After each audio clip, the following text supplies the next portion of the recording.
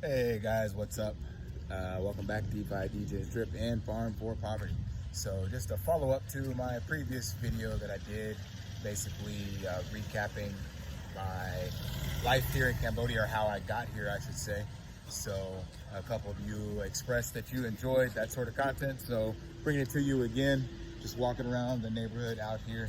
And like I said, whenever you're able to get out of your bubble and your world and see it through a different lens, it gives you a different perspective on how to view the world. And one thing that I've learned out here, it goes back to, I believe the guy's name is George Foster Wallace. He was giving a commencement speech, and the title of that speech, I think you should look it up on YouTube. It's called "This is Water."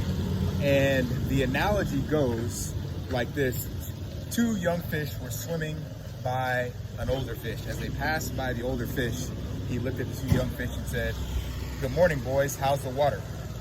The two young fish looked at each other and just swam off. After a few meters, one of the younger fish turned to the other and said, "What's water?" Now, what that actually represents is the lens or the veil that we live in, that we think is a reality. Because like I said, there's 7 billion people in the world, and therefore there's 7 billion perspectives.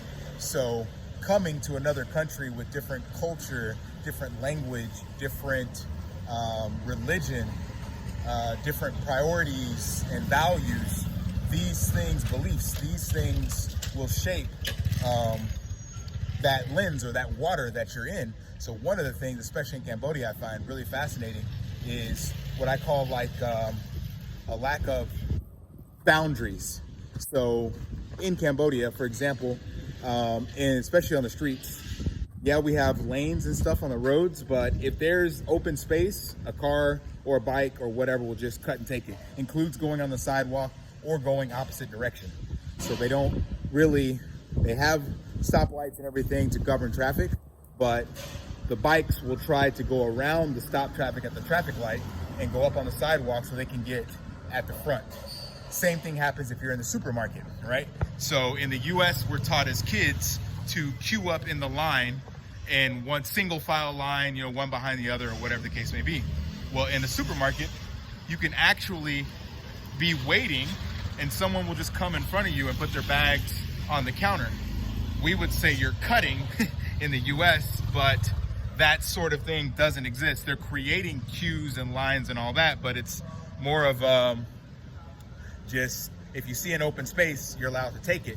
So that water, as I mentioned in the analogy, is neither right nor wrong, because it's just different perspectives. But you won't realize these exist and be able to challenge your water, your beliefs, your values, and things of that nature until you actually experience something like that. So I have another analogy for you guys. So yeah, just dropping some knowledge bombs from my perspective. There's this parable that I heard, and it goes as such, roughly. One day an eagle's egg fell out of the nest and rolled into a barn. One of the hens, saw the egg and, mistaking it for her own, added it to her nest. Over time, this eagle hatched along with the other chicks, and it grew up thinking it was a chicken. So it scratched around the yard and it clucked it at the around and scraped for food and things of that nature. And it lived its life as a chicken. But one day it looked up in the sky and saw an eagle soaring, and it asked or thought to itself, "I wish I could soar like the eagle." And all the while, this eagle had that potential to soar.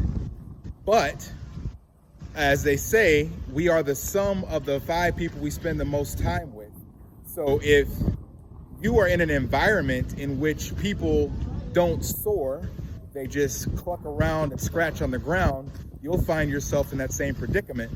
And that ties together with Cambodia, because often in these kinds of places, the people aren't given that opportunity to even know that there's another world of soaring outside of their perspective because they don't see these things. There's a great movie, it's called The Boy Who Harnessed the Wind, and it's about a boy from Africa. It's actually a true story, but a boy from Africa who basically saved his tribe from a drought because he saw a picture of a windmill on a book, and he built a windmill to pump water from an underground well. And that ties directly to what I'm saying. Like, if you don't see or you're not introduced to these different things, then you'll never be able to grow outside your existing confines or the limiting beliefs that are placed on you based on where you were raised, what your parents taught you, what's available, this, that, and the third. And that's exactly what's here in Cambodia. So a lot of these kids that I see, they don't have the opportunities because their circumstances have born them into an area where they may not see this. So this is what's ignited my passion for the Empower the Impoverished, because at least by giving them the opportunity, they get to now decide what to do with their life. But if they're never given that opportunity, then they never know that these options exist, and therefore they will spend their life clucking and scraping at the ground like chickens when they have the potential to soar in the sky like eagles. All right, guys, that's it for this one. Until next time, lift daily and achieve your impossible. See ya.